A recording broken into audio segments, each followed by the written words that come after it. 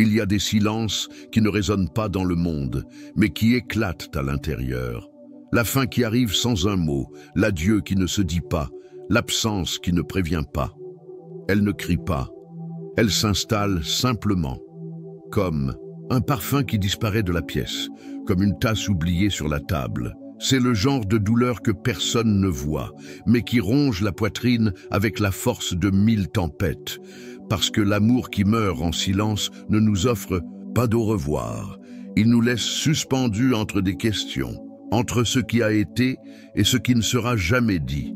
Et c'est dans cette absence de son que surgit le poids le plus difficile à porter, celui de tenter de comprendre ce qui ne sera jamais expliqué. L'esprit insiste pour revenir à l'instant exact où tout a commencé à se délier, comme si retrouver ce moment pouvait ramener ce qui a été perdu. Mais plus nous tentons de reconstituer ce puzzle émotionnel, plus nous nous éloignons de la guérison. L'abandon silencieux ne blesse pas seulement par celui qui part, il blesse aussi par celui qui reste à tenter de donner un sens à l'impossible. Il blesse parce qu'il nous oblige à dialoguer avec le vide. La philosophie ancienne le savait. Pour les stoïciens, la douleur n'était pas une fin, c'était un commencement, une invitation, un sol fertile où l'âme, même blessée, pouvait enraciner plus profondément. Ils ne romantisaient pas la souffrance, mais ils comprenaient qu'en elle vivait une graine de sagesse, de retour à soi, de force silencieuse. La souffrance qui ne nous détruit pas, disait Sénèque, est celle qui peut nous façonner. Et peut-être que c'est justement dans ce deuil non vécu que réside la chance de se reconstruire avec plus de vérité. La science aussi éclaire cela. En 2008, le psychologue John Bargh a démontré qu'un simple geste, comme tenir une tasse de café froid, peut modifier notre perception des autres. Quand le geste de celui qui s'en va se refroidit, même sans agression, le cerveau perçoit l'abandon comme une absence de chaleur. Et l'abandon émotionnel s'installe comme un hiver soudain. Il n'y a pas d'explication, mais il y a des sensations qui parlent plus fort que n'importe quel mot. Et c'est en elles que le corps comprend ce que l'esprit refuse. Dans cette vidéo, vous n'allez pas apprendre à oublier quelqu'un. Oublier n'est pas le chemin. Faire semblant de ne pas avoir souffert non plus. Ici, vous allez apprendre quelque chose de plus précieux. Vous allez apprendre à vous souvenir de vous-même, à revenir au centre, à laisser le silence qui vous a blessé devenir ce même silence qui vous reconstruira. Si cette introduction a éveillé quelque chose en vous, respirez profondément et marchez avec moi jusqu'au bout. Et si vous sentez que ce voyage peut aider d'autres âmes silencieuses, laissez un geste symbolique, likez, commentez, abonnez-vous. Car chaque pas dans cette reconstruction commence par un petit acte de courage. Vertu 1. Maîtrise de soi. La flamme qui ne s'éteint pas au cœur de la tempête. La première réaction est toujours émotionnelle. Le cœur se contracte, la poitrine se durcit, l'esprit s'emballe de justification. Quand quelqu'un s'en va sans explication, l'impulsion est de vouloir contrôler ce qui échappe. Appeler, écrire, exiger des réponses, supplier pour quelques miettes de présence. Et dans cette tentative désespérée de retenir l'autre, sans s'en rendre compte, vous vous éloignez de vous-même. C'est comme essayer de retenir le vent avec les mains. Plus vous forcez, plus il vous glisse entre les doigts. La maîtrise de soi naît quand vous comprenez que ce qui doit vraiment être contenu, ce n'est pas l'autre, mais le tumulte intérieur. Ce que peu de gens voient, c'est que la véritable erreur ne réside pas dans le fait d'aimer trop, mais dans celui de remettre son propre axe à l'autre en espérant qu'il le porte. La douleur de l'abandon devient encore plus cruelle quand vous tentez de changer ce qui n'est pas dans votre champ d'action. Et c'est précisément là que la philosophie stoïcienne devient un phare. Au lieu d'essayer de manipuler le vent, les stoïciens apprenaient à ajuster leur voile. Perception, acceptation, action. 3 mouvements simples porteurs d'une force ancestrale. D'abord, observez ce qui se passe. Ensuite, acceptez ce qui ne peut être changé. Et enfin, agissez sur ce qui est encore possible. Vous, Épictète, l'une des grandes figures du stoïcisme, disait souvent que l'insulte est comme un écho. Elle ne prend de la force que si vous répondez. Il en va de même pour l'abandon. Il ne continue de hurler en vous que si votre âme insiste pour hurler en retour. Le silence de l'autre n'a pas besoin de devenir un ouragan en vous. Il peut, oui, se transformer en calme. Mais ce calme ne naît pas de la fuite. Il naît du choix. Le choix de ne pas réagir automatiquement. Le choix de ne pas se venger émotionnellement. Le choix de rester en soi. Il existe une pratique ancienne mais puissante pour accéder à cet état. Là, et pause de 7 secondes, entre l'impulsion et la réaction, respirez. Comptez mentalement jusqu'à 7 avant toute réponse, tout geste, toute pensée de retour. Dans cet intervalle, quelque chose de magique se produit. Le cortex préfrontal, la partie du cerveau liée à la décision consciente, prend le relais. Et l'âme, auparavant prisonnière de l'émotion, devient conductrice de son propre destin. La maîtrise de soi n'est pas un contrôle rigide, c'est une clarté intérieure, c'est une flamme qui reste vive, même quand la tempête extérieure ne semble jamais finir. Se maîtriser, c'est le premier pas pour ne pas laisser la douleur définir votre identité. Quand vous apprenez à ne pas réagir, vous commencez à réécrire votre histoire. Et plus important encore, vous commencez à habiter un lieu où plus personne ne peut vous déloger. La présence silencieuse de celle qui est en paix avec elle-même est plus puissante que 1000 arguments. Elle n'a rien à prouver, elle est. Et cet être, plein, lucide et calme, est le plus grand acte de force qu'on puisse offrir au monde et à soi. Vertu 2, discernement.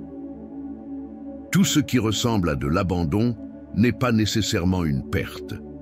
Parfois, ce qui fait mal, ce n'est pas ce qui s'est passé, c'est ce que nous croyons qu'il s'est passé. L'esprit, en l'absence d'explication, devient un narrateur impitoyable. Il remplit les silences avec des histoires, des suppositions, des hypothèses qui blessent comme des poignards. Et plus vous tentez de deviner la raison de l'éloignement, plus vous plongez dans un puits sans fond.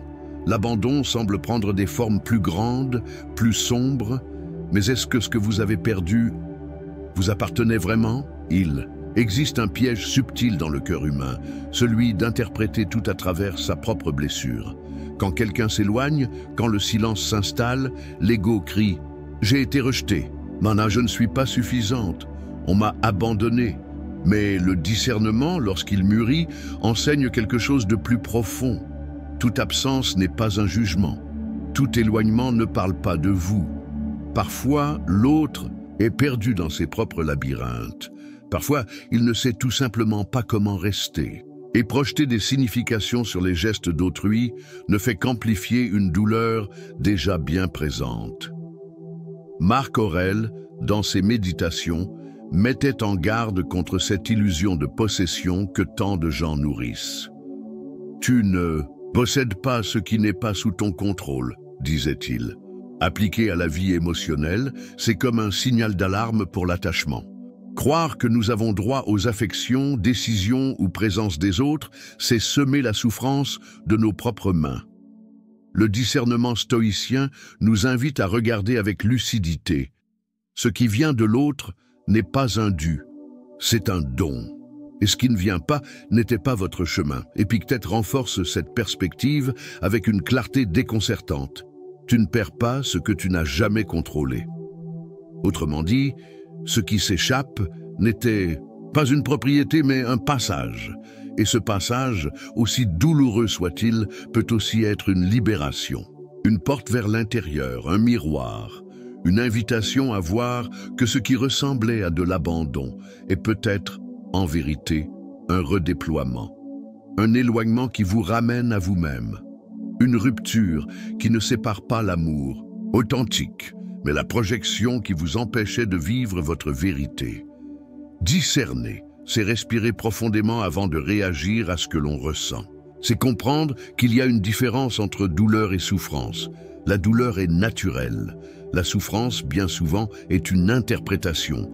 Lorsque vous apprenez à observer l'émotion sans vous y noyer, vous commencez à vous libérer du cycle de la culpabilité et de la victimisation. Et dans cet espace intérieur plus calme, l'abandon perd son poids de tragédie. Il devient un point de renouveau, quelque chose qui ne vous définit pas, mais qui vous traverse, et en passant, révèle une vérité essentielle. Tout ce qui part n'était pas une bénédiction. Tout ce qui reste n'est pas toujours de l'amour. Vertu 3, présence. Le présent comme territoire sacré de reconnexion. Il est facile de se perdre dans ce qui a été, revenir mentalement à la dernière conversation, au dernier regard, au message qui n'est jamais arrivé. Comme un film qui se répète, le passé s'impose avec des scènes que l'on ne peut plus modifier. Mais vivre dans cette boucle invisible a un prix élevé. Le présent s'efface. Et avec lui s'envole aussi l'opportunité de se retrouver. Le présent ne crie pas, il murmure, et c'est peut-être pour cela qu'il est si souvent ignoré, car nous sommes conditionnés à chercher des réponses dans le passé et des promesses dans l'avenir, en oubliant que c'est à cet instant précis que l'âme demande de l'aide. L'auto-abandon commence rarement par de grands gestes. Il s'installe peu à peu, dans des détails presque imperceptibles. Quand vous dites « oui » en voulant dire « non », quand vous vous justifiez sans arrêt, quand vous repoussez ce qui vous fait du bien, quand vous vous réveillez déjà épuisé avant même que la journée commence, ce sont des signaux subtils mais constants que quelque chose s'est brisé à l'intérieur, que le lien le plus sacré, celui que vous avez avec votre propre essence, a été remis à plus tard. Et chaque « plus tard » ajoute de la distance, jusqu'à ce que vous ne vous reconnaissiez plus. Les stoïciens enseignaient qu'il n'existe qu'un seul temps réel, le présent. Le passé est mémoire, le futur, hypothèse. Seul le présent est un champ d'action, de transformation. C'est là que réside la liberté. C'est là que la douleur peut être traversée sans être nourrie. Et pour cela, il faut être entière dans ce moment. Une pratique simple mais puissante consiste à écrire chaque jour 3 choses qui sont sous votre contrôle. Juste 3, vos gestes, vos choix, votre respiration. Ce geste, répété en silence, reprogramme votre perception. Il vous sort de l'illusion d'impuissance et vous ramène au centre. La science confirme ce que les anciens savaient déjà. En 2012, Richard Davidson, neuroscientifique, a démontré que la pratique de la pleine conscience réduit non seulement l'anxiété, mais aussi le volume de douleurs émotionnelles enregistrées dans le cerveau. Autrement dit, lorsque vous habitez pleinement le moment présent, la souffrance ne disparaît pas, mais elle cesse de vous dominer. Elle devient une vague qui vient et repart, non un poids qui vous engloutit. Être présente, c'est plus qu'être physiquement là. C'est être avec l'âme là où se trouve le corps. La présence est un acte d'amour radical. C'est choisir de rester avec soi-même, même lorsque tout invite à la fuite. C'est refuser l'engourdissement émotionnel. C'est soutenir le regard intérieur quand tout fait mal. Car c'est là, dans cet instant simple et profond, que commence la reconnexion. Ce n'est pas demain, ni dans le passé, c'est maintenant. Et plus vous vous ancrez dans ce lieu sacré, plus vous réalisez, rien, pas même le silence de celui qui est parti, ne peut vous voler la possibilité de revenir à vous. Vertu 4. Silence intérieur. Quand le bruit s'éteint à l'extérieur, mais explose à l'intérieur, il existe une forme de douleur que personne ne remarque, parce qu'elle ne pleure pas, ne crie pas, ne se débat pas. Elle vibre simplement à l'intérieur, comme un tonnerre contenu. C'est le silence qui s'installe après l'absence, mais qui n'apporte aucune paix. Au contraire, il devient plus assourdissant que n'importe quel cri. C'est le silence, né de ce qui n'a pas été dit, de ce qui n'a pas été expliqué, de ce qui a été ressenti seul. Et dans ce vide, le corps commence à parler. La tension dans les épaules, le nœud dans la gorge, l'insomnie sans nom. Quand l'âme se tait, le corps dénonce. Réprimer ce que l'on ressent peut sembler noble à première vue. Après tout, qui veut être traité de faible, de dramatique, d'exagéré? Mais le silence émotionnel a un prix élevé. Il nous éloigne de notre vérité. Et en taisant la vérité, nous perdons aussi la capacité de guérir. Car ce qui n'est pas exprimé n'est pas traité. Et ce qui n'est pas traité pourrit à l'intérieur. Le silence, lorsqu'il n'est pas un choix conscient, devient une prison, et avec le temps, il façonne notre monde intérieur avec des murs qui étouffent. Mais il existe un autre type de silence. Un silence qui ne nous enferme pas, mais qui nous libère. Un silence qui n'est pas répression, mais écoute. Les stoïciens connaissaient son importance. Dans le vacarme constant du monde, ils recherchaient le recueillement. Non pas comme fuite, mais comme retrouvailles, car sans le bruit, l'essentiel commence à émerger. Et ce qui paraissait chaotique s'organise. Quand le monde se tait, vous entendez plus clairement ce dont vous avez besoin. Et cette écoute, silencieuse et profonde, est le premier pas vers la véritable maîtrise émotionnelle. Le moine Thich Nhat Hanh disait que le silence est le cri le plus puissant. Et c'est peut-être pour cela que, bien souvent, c'est lui qui apporte les plus grandes réponses. Non pas le silence de l'autre, mais le vôtre. Le silence que vous choisissez d'habiter pour vous écouter, pour ne pas réagir, pour ne pas vous perdre dans le vacarme des autres. Un silence qui ne feint pas l'indifférence, mais qui contient une force. Car il existe une force qui n'a pas besoin d'être dite. Elle tient debout d'elle-même, dans la dignité de celle qui a appris à ne plus supplier pour une présence. Dans le véritable silence intérieur, la douleur n'est pas niée. Elle est reconnue, regardée droit dans les yeux, accueillie sans résistance. Et dans ce geste de reconnaissance, quelque chose commence à se dissoudre. Non pas parce que cela disparaît, mais parce que cela perd le pouvoir de contrôler. Et alors, à la place du cri contenu, surgit le calme. Un calme profond, solide, qui n'a pas besoin de spectateurs. Un calme qui naît de la connexion avec quelque chose de plus grand. Et qui transforme même l'absence en terre fertile pour une présence intérieure. Vertu 5, acceptation radicale. Ce n'est pas abandonner, c'est cesser de se blesser en tentant de retenir ce qui est déjà tombé. Il existe des douleurs, qui ne guérissent que lorsque nous cessons de lutter contre elles. Mais c'est l'une des leçons les plus difficiles à accepter. Car l'esprit, poussé par le désir de contrôle, insiste pour chercher des solutions là où il n'y a qu'une fin. Il insiste pour maintenir en vie ce qui est déjà parti.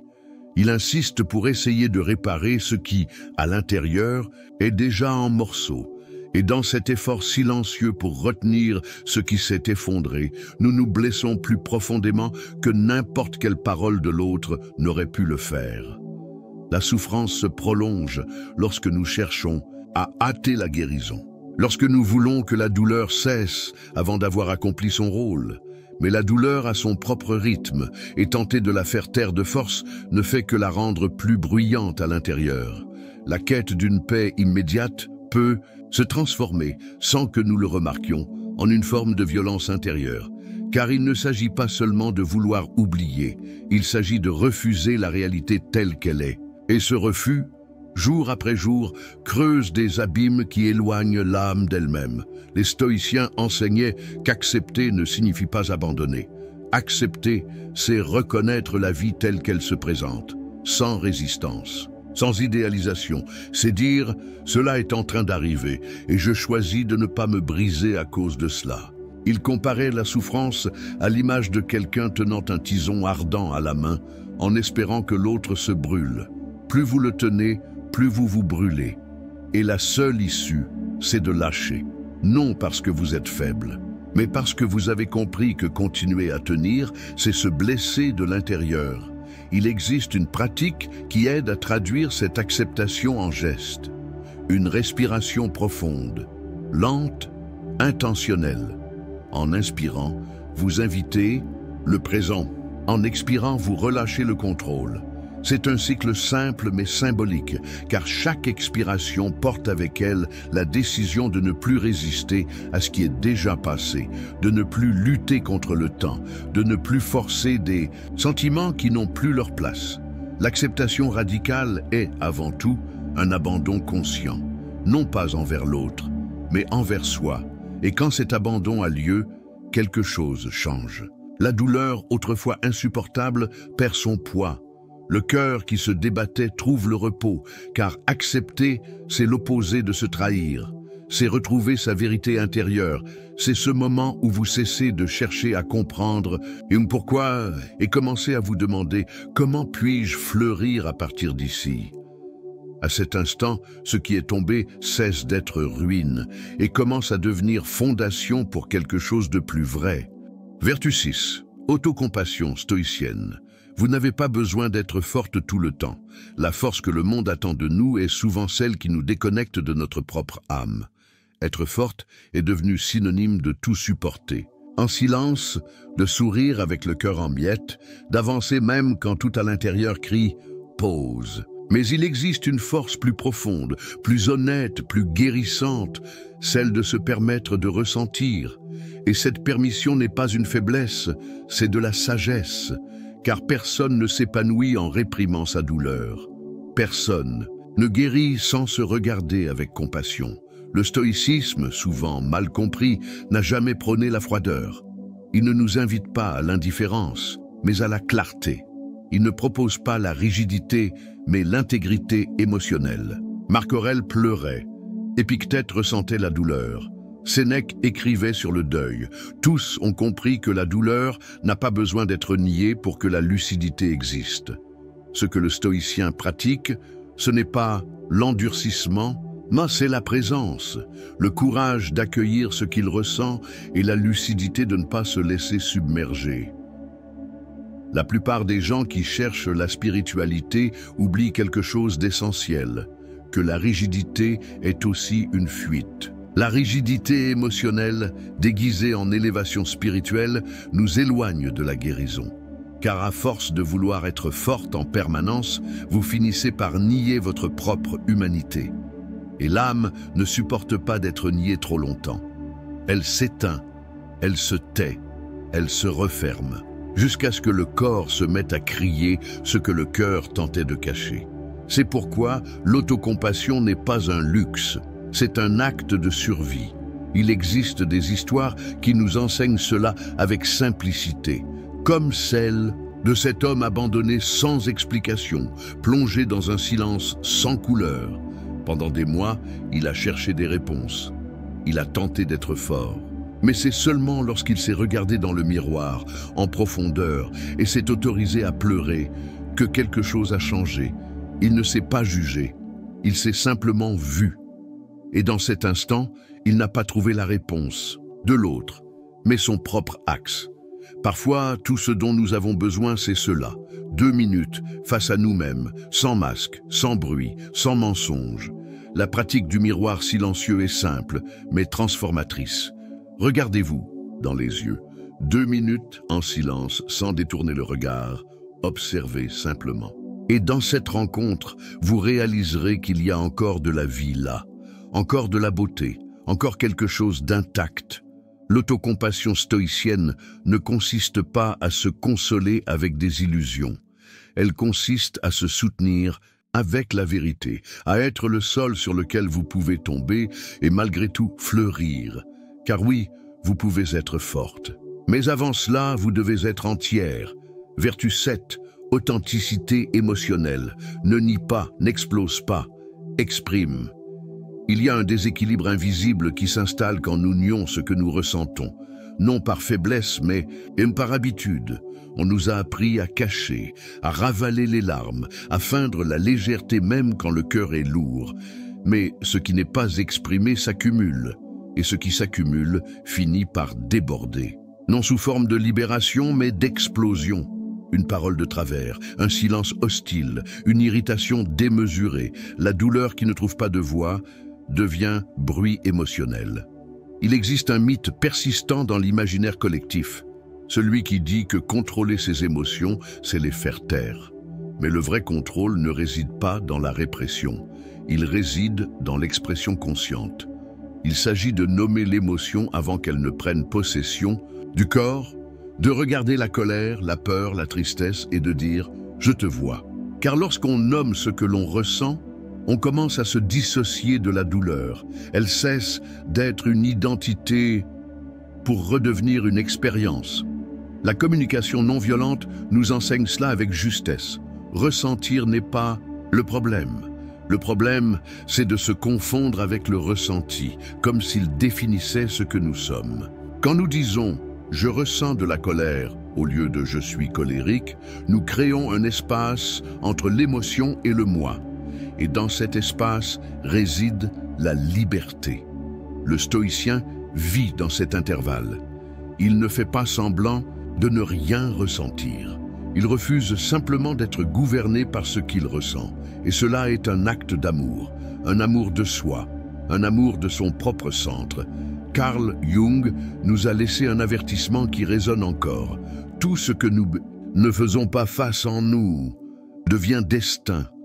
L'ombre, ce que nous refoulons ou nions, ne disparaît pas. Elle attend, elle se déguise et revient sous forme de schémas répétitifs, de relations qui blessent, de choix qui sabotent. L'authenticité émotionnelle est donc un acte de prévention.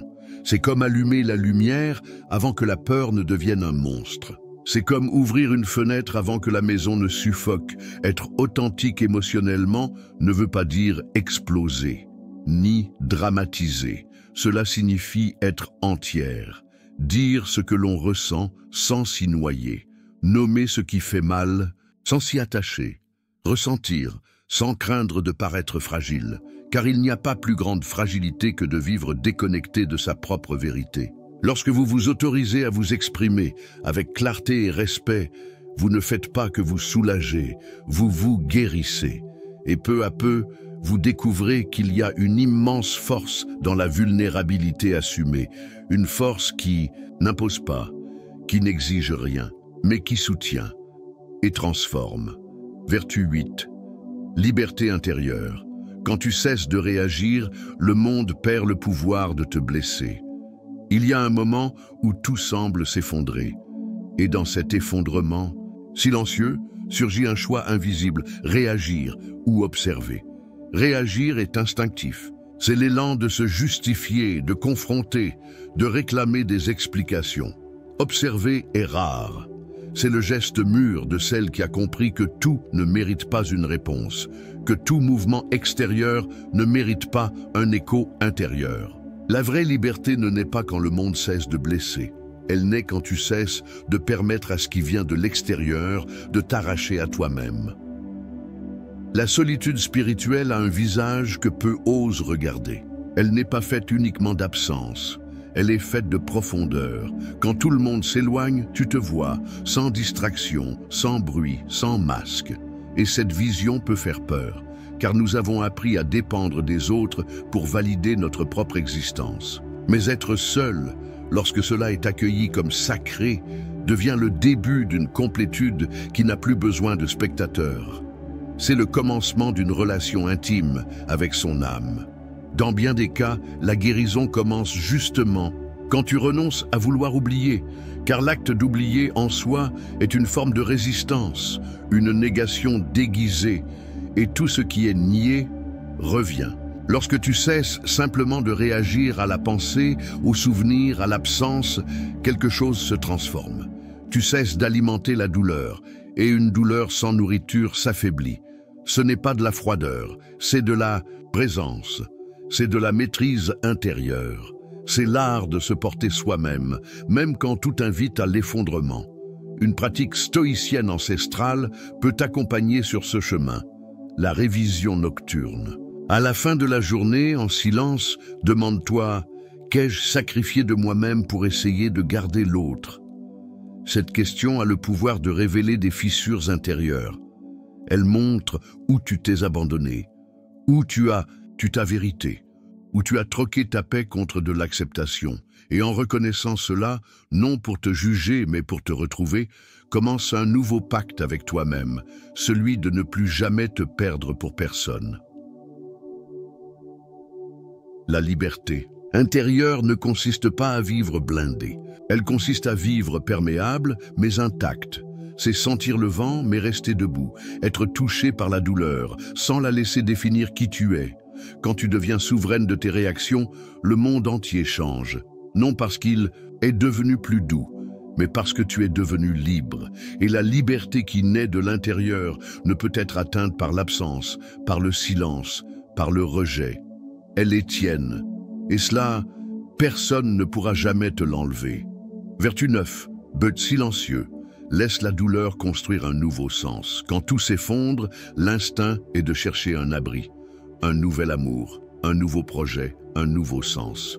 Mais certaines douleurs ne se résolvent pas par une substitution. Elles demandent un silence plus profond, un temps plus lent, un espace intérieur où la douleur, au lieu d'être évitée, puisse être écoutée. Car parfois, le vide laissé par quelqu'un n'est pas un gouffre, c'est un terrain.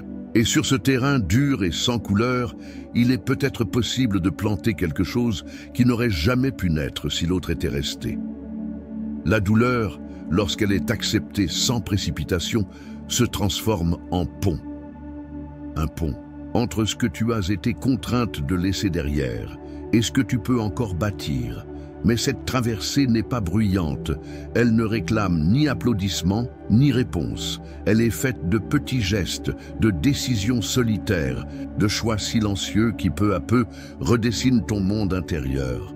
Et dans ce processus, tu réalises, ce qui semblait être une fin, était en réalité un commencement déguisé. Sénèque, avec sa clarté intemporelle, écrivait « Aucun vent n'est favorable à celui qui ne sait où il va ». Et peut-être que le plus grand défi après une rupture n'est pas la douleur, de l'absence, mais le vide de direction. Car lorsque tout autour se tait, surgit inévitablement la question « Et maintenant? Où aller? Si tout ce que j'étais semblait tourner autour de celui qui m'a quitté ?» La réponse n'est pas immédiate, mais elle commence par un geste « marcher », même sans destination claire. Car le but n'est pas quelque chose que l'on trouve, c'est quelque chose que l'on construit. Il existe une pratique spirituelle qui peut ouvrir ce chemin. Écrire des lettres, non pas pour les envoyer, mais pour comprendre. Des lettres à ce qui t'a blessé, à celui qui est parti, à ce que tu as perdu, à ce que tu n'as pas encore réussi à dire. Dans cet acte silencieux, tu mets de l'ordre dans le chaos. Tu transformes la confusion en clarté. Tu donnes un nom à ce qui auparavant n'était qu'un poids. Et même si personne ne lit, toi, tu t'écoutes. Et en t'écoutant, quelque chose en toi se réconcilie. Laisser la douleur construire un nouveau sens, c'est l'opposé de lui résister. C'est accepter que ce qui t'a brisé peut aussi te polir. C'est reconnaître que ce qui ressemblait à une punition peut, avec le temps, révéler un chemin. Et quand cela arrive, tu comprends, l'amour qui est mort en silence n'était pas la fin de ton histoire. C'était simplement le point où tu as cessé de vivre tourné vers l'extérieur, pour commencer enfin à vivre tourné vers l'intérieur. C'est dans ce retour à ton propre centre que naît un nouveau but, plus serein, plus profond, plus à toi. Parfois ce n'est pas le cri qui libère, c'est le silence, pas le silence qui enferme, qui étouffe, qui cache, mais celui qui accueille, qui guérit, qui permet d'écouter ce que depuis si longtemps tu essayais d'éviter, le silence où enfin tu cesses de chercher des coupables, et commences à construire du sens, où l'absence de l'autre cesse d'être une blessure, pour devenir un espace pour le nouveau, pour le simple, pour l'essentiel. Tu n'as pas besoin d'explications pour avancer. L'âme comprend ce que l'esprit tente encore de nommer. Tout ce qui est ressenti n'a pas besoin d'être compris. Parfois, il suffit d'être traversé avec présence. Car ce qui te reconstruit, ce ne sont pas les réponses, c'est la reconnexion à ton essence. À cette partie de toi qui ne s'est pas envolée, même quand tout s'est effondré. La partie qui, en silence, a soutenu ta respiration. Qui a attendu, qui a tenu bon, qui est là maintenant et ne te demande qu'une chose. Continuer.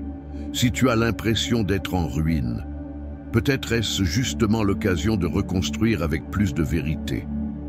Car ce qui est reconstruit avec conscience ne cède pas au premier vent. Ce qui est relevé avec présence ne dépend plus de l'approbation des autres. Ce qui naît du silence naît fort, calme, enraciné. Et cette force-là n'a rien à prouver.